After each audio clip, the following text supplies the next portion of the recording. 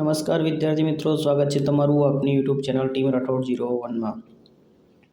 વિદ્યાર્થી મિત્રો, આજે આપણે ગઈકાલનો જે ટોપિકના પ્રશ્નો બાકી રહ્યા હતા તે આજે આપણે પૂર્ણ કરીશું। તે ટોપિક હતો મુંબઈ પ્રાથમિક શિક્ષણ નિયમો 1949ના મહત્વના વન લાઇનર પ્રશ્નો જોવાના છીએ। આ વિડીયોની આગળના વિડીયોમાં આપણે મહત્વના 50 પ્રશ્નો જોઈ ગયા છે। તે વિડીયો તમે ના જોયો હોય તે પણ જોઈ લેજો। તો વિદ્યાર્થી મિત્રો, શરૂ કરીએ। આજે જો બાકી પ્રશ્નો રહ્યા હતા મુંબઈ પ્રાથમિક શિક્ષણ નિયમો 1949 તેમજ ગુજરાત પ્રાથમિક શિક્ષણ નિયમો 1949ના 50 પ્રશ્નો આપણે આજે જોવાના છીએ। આજે આગળના 50 પ્રશ્નો છે તે આપણે આ કાલે વિડીયો અપલોડ કર્યો તેમાં જોઈ ગયા છે।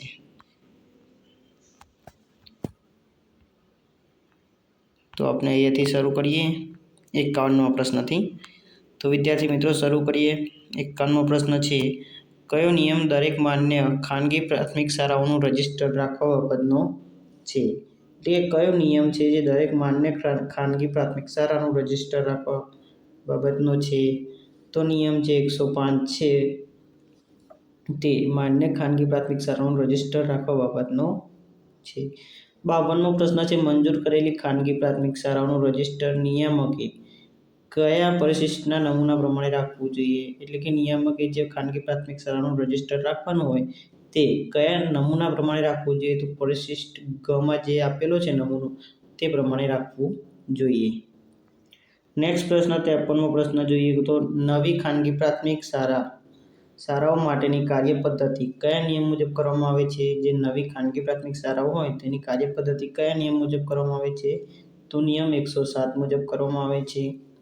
54મો પ્રશ્ન છે, મુંબઈ પ્રાથમિક શિક્ષણ નિયમો 1949 અંતર્ગત ગ્રાન્ટ ઇન એઇડ ફાળવવા બાબત અંગેનો નિયમ કયો છે? એટલે ગ્રાન્ટ ઇન એઇડ જે સ્કૂલો હોય તે ફાળવવા બાબતનો નિયમ કયો છે? તો નિયમ 111 ગ્રાન્ટ ઇન એઇડ સાથે સંકળાયેલ છે। 55મો પ્રશ્ન છે, મુંબઈ પ્રાથમિક શિક્ષણ નિયમો 1949 પૈકી નિયમ 125 શાને લગતો છે? તો નિયમ 125 એ હાજરીને લગતો છે। 56મો પ્રશ્ન છે, મુંબઈ પ્રાથમિક શિક્ષણ નિયમો 1949ની જોગવાઈ મુજબ કયા ધોરણના વિદ્યાર્થીને ગૃહ કાર્ય આપી શકાય નહીં? એટલે કે મુંબઈ પ્રાથમિક શિક્ષણ નિયમો 1949ની જોગવાઈ હેઠળ કયા ધોરણના વિદ્યાર્થીઓને ગૃહ કાર્ય આપી શકાય નહીં? એટલે કે હોમવર્ક નહીં આપી શકાય। તો ધોરણ 1 અને 2ના વિદ્યાર્થીઓને હોમવર્ક આપી શકાશે નહીં।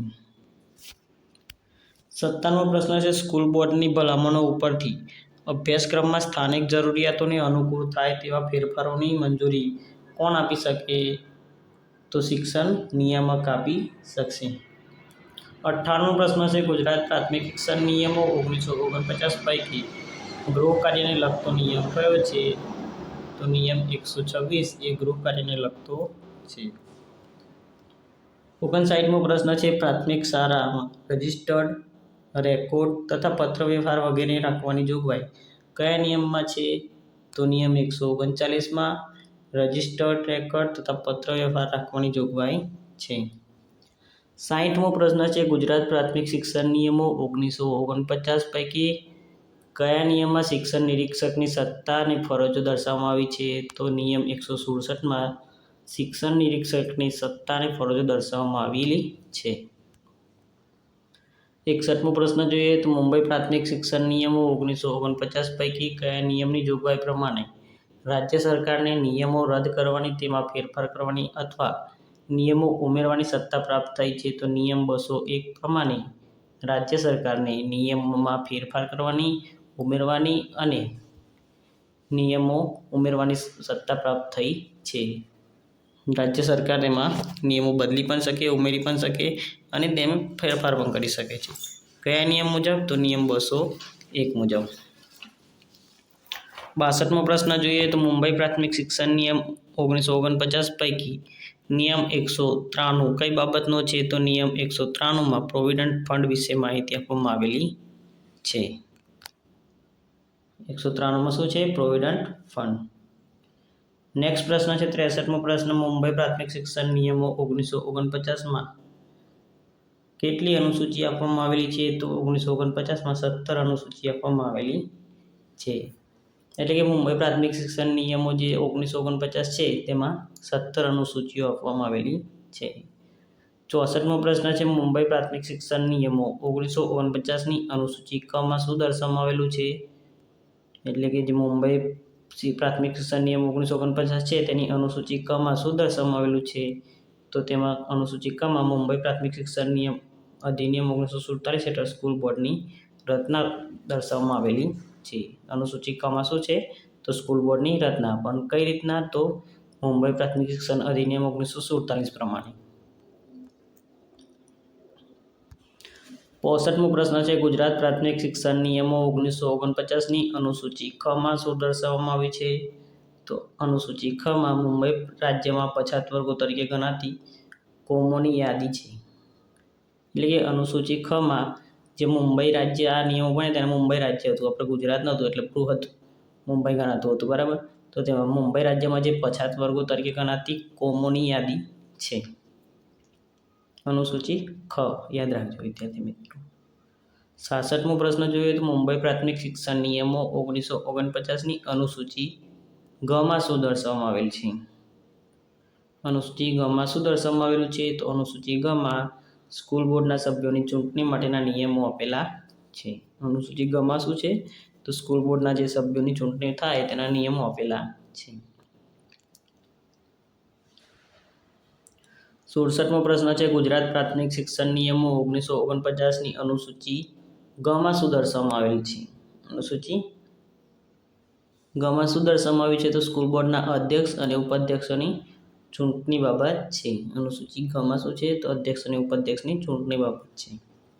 68મો પ્રશ્ન છે, ગુજરાત પ્રાથમિક શિક્ષણ નિયમો 1949ની અનુસૂચિ ચમાં શું દર્શાવવામાં આવેલું છે? તો ચમાં સ્કૂલ નિરીક્ષકની ફરજો છે. અનુસૂચિ ચમાં શું છે? તો સ્કૂલ નિરીક્ષકની ફરજો દર્શાવવામાં આવેલી છે. 69મો પ્રશ્ન છે, ગુજરાત પ્રાથમિક શિક્ષણ નિયમો 1949ની અનુસૂચિ 6માં શું દર્શાવવામાં આવ્યું છે? તો અનુસૂચિ 6માં ખાનગી શાળાના સ્ટાફની નમૂનારૂપ શરતો છે. અનુસૂચિ 6માં શું છે? તો ખાનગી શાળાના સ્ટાફની નમૂનારૂપ શરતો આપેલી છે. 70મો પ્રશ્ન છે, ગુજરાત પ્રાથમિક શિક્ષણ નિયમો 1949માં ક્યાંથી ક્યાં સુધી પરિશિષ્ટ આપવામાં આવેલા છે? એટલે કે ગુજરાત પ્રાથમિક શિક્ષણ નિયમો 1949માં ક્યાંથી ક્યાં સુધી પરિશિષ્ટ આપવામાં આવેલા છે? તો પરિશિષ્ટ ક થી 6 સુધી આપવામાં આવેલા છે. 71મો પ્રશ્ન જોઈએ તો પ્રાથમિક શિક્ષણ ગીતા અને પ્રાથમિક શિક્ષણનું હૃદય. પ્રાથમિક શિક્ષણ ગીતા અને પ્રાથમિક શિક્ષણનું હૃદય કોને કહેવામાં આવે છે? તો ગુજરાત પ્રાથમિક શિક્ષણ નિયમ અધિનિયમ 1947ને કહેવામાં આવે છે. શું કહેવામાં આવે છે? પ્રાથમિક શિક્ષણ ગીતા અને પ્રાથમિક શિક્ષણનું હૃદય કહેવામાં આવે છે. તો વિદ્યાર્થી મિત્રો 70 પ્રશ્નો આપણે પૂર્ણ કરી ચૂક્યા છે. આગળના વિડીયોમાં 50 પ્રશ્નો જોયા હતા, બાકીના આજે જોઈ ગયેલા છે. તો વિડીયો પસંદ આવ્યો હોય તો વિદ્યાર્થી મિત્રો વિડીયોને લાઇક કરી દેજો, કમેન્ટ કરી દેજો કોઈ પ્રશ્નમાં તમને સમજણ ના પડી હોય અથવા તો તમારી અન્ય કેવા પ્રકારના વિડીયો જોવે છે તે પણ કમેન્ટ કરી દેજો, બરાબર. તમને કોઈ પ્રશ્નમાં પ્રોબ્લેમ જણાતો હોય તો પણ કમેન્ટ કરી દેજો અને આપની યુટ્યુબ ચેનલ ટીમ રાઠોડ 01ને સબસ્ક્રાઈબ કરી દેજો. અને વિદ્યાર્થી મિત્રો બીજું જણાવવાનું કે તમારી આ PDF વાંચવા માટે જોઈતી હોય તો આપણે એક વોટ્સઅપ ગ્રુપ બનાવ્યું છે, તેમાં તમારે જોઈન થઈ જવાનું રહેશે, જેની લિંક તમને આ વિડીયોના ડિસ્ક્રિપ્શનમાં તેમજ આપની યુટ્યુબ ચેનલના કોમ્યુનિટી ટેબમાં તમને મળી જશે. તો તેમાં જઈને જોઈન્ટ થઈ જજો. તો ગ્રુપમાં જોઈન થવાનું ભૂલતા નહીં.